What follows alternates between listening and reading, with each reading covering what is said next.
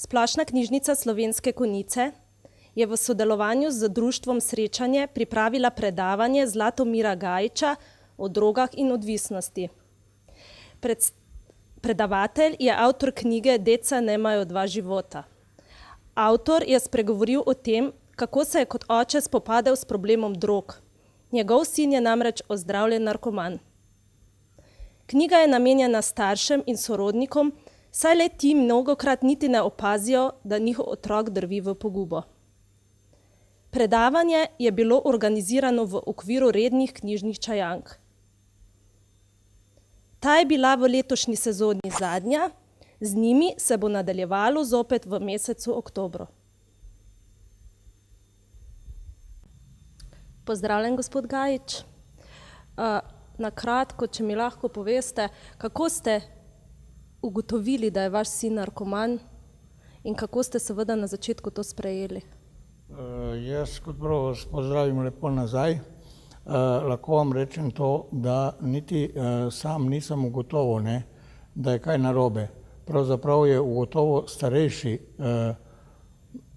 sin, da je hudo narobe. Mi smo samo sumili, da je nekaj, da se nekaj dogaja, nismo pa vedeli točno kaj. Ker je pa starejši sin točno, ker so se oni več družili, je 4 leta starejši, več je vedel o tem kot mi dva ženo, je on nas opozoril na to in dobro se spomnim, da je rekel, da je Branko v hudih težavah, torej mlajši sin Branko, in da mu je treba pomagati, da on ima tudi že svoje otroke, ki ne ve, kako bo z njimi, in da to probamo nekako rešiti. In je pravzaprav on prišel na idejo, da se Branka izolira, kar smo naredili v prvem poskusu njegovega zdravljenja. Ta izolacija je trajala nekje 2 meseca, smo pač odšli v Srbijo, ker sem jaz v Srbiji dol rojen in dol sem bil z njim. Dol se je tudi detoksiral in smo po 2 mesecih nazaj prišli. Nismo vedeli, s kom imamo odpraviti, tako da je čez 8 mesecev ponovijo jemanje, vzimanje drog. In kako je sedaj? Sedaj je pa minilo 6 let pa pol, se je poročil, je tudi majstorski izpit dela, ker je izučen avtoličar. On je vse to vreme njegove bolezni je on delal. On je šel k vojakom, je naredil šolo redno, je naredil vozniški izpit.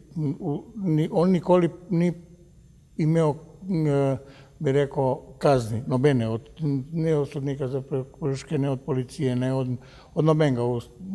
Nismo res imeli povoda, da bi sumili, da se kaj z njim dogaja. Razen to, da je bil pretirano suh.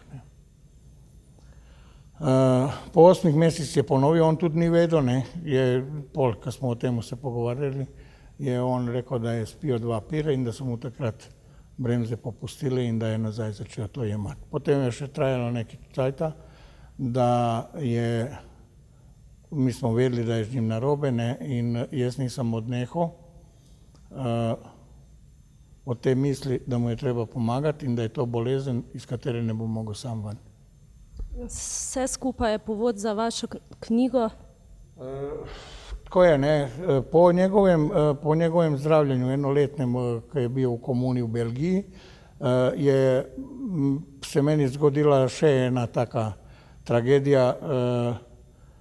V 6 mesecih sem jaz izgubil starše in brata, tako da je ostala kmetija sama dol in on me je vprašal, kaj bom jaz zdaj s to kmetijo, in je prišel na idejo, da bi to bilo idealno mesto, prostor in to, da se naredi en center za zdravljenje ovisnikov. Na kar sem jaz začel delati na tem, sem ustanovil tudi društvo za zdravljenje za to in to je ostalo vse tako v tem. Zdaj pa čas je svoje prinesel, jaz sem pa se lahko pohvalim, v to bolezen sem se veliko mogel sam naučiti. Da sem obvladal situacijo, koliko sem kot starš, koliko sem mogel. In sem spraševal, in tako, ko sem spraševal ljudi, sem jaz srečo nekako razumevajočo mojo lečečo zdravnico. doktorico Polonco Štajneman, katera mi je veliko, ogromno pomagala kot človek, ne kot zdravnik, mi itak nisem nič rabo, ampak tako kot človek.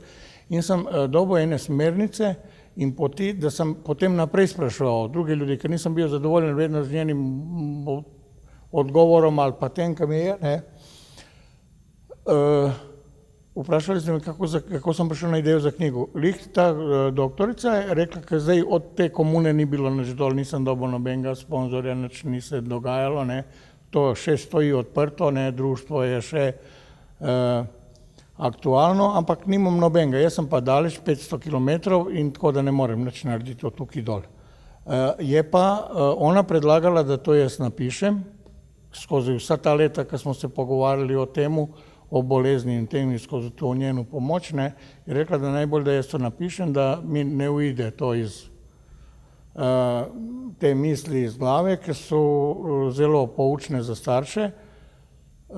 In sem se jaz odločil in sem to napisal, ne.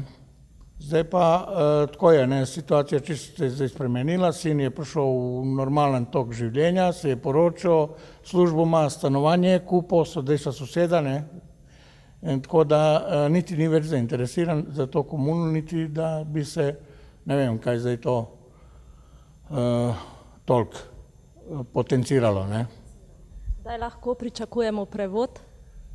Prevod knjige tako, jaz sem to knjigo napisal, ker nisem povedal, da sem še v predsednik društva Mihajlo Pupin, ki se bavi izdavaštvom, oni so mi tudi pomagali, da je ta knjiga išla, ne. Pisal sem tudi projekte, da bi mi Ministrstvo za kulturo finančno podprlo to izdajo knjige, ne. Nisem dobil nič, tako da je išlo 500 komadov, pišem vsako leto. Jaz mislim, da bom drugo leto to prevedel v slovenščino, da bo v slovenskem jeziku. Se veselimo. Najlepša hvala, gospod Gajč. Hvala tudi vam.